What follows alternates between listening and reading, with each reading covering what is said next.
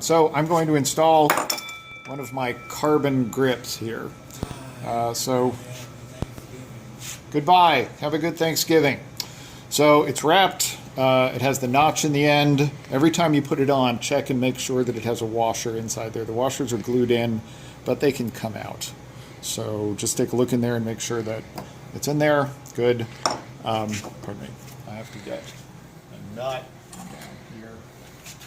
All right. So put the bell guard on. Put the socket on. If this was actually a wired blade, I would hook up the wires now. Put the pad on. If you're not going to use a thin, clear pad like this, if you're going to use a felt pad, then make the hole in the felt pad big enough that it'll fit over this, and just put this on without the pad. And then when the whole thing's together, just slide the pad over it. You don't want to put a thick pad underneath this. It'll just compress and make the whole weapon feel creaky. Okay, so this is the grip that's bent 2 centimeters down, and it's also bent 2 centimeters in. So the tang has to match that. So the way to check that is to put this behind the tang, and here, pivot around that way. No, that way, yes. And look down at it and make sure it more or less matches there. That's pretty good. And then come to the side and look at it this way and make sure it more or less matches there.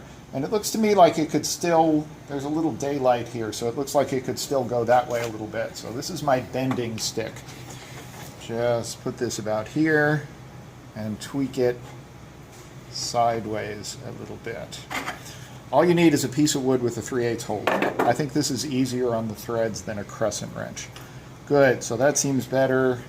That seems better, that seems pretty good. Good, so we take this, oh, that is good, all the way down. There you go. If it sticks a little bit, make a little pad of tape, put the tape on here, and tap it on with an epee. But you don't have to beat it on, just tap it a little bit. If you're having to hit it too hard, then you don't have the tang shape correct. Then you take a nut, you slide this on here, and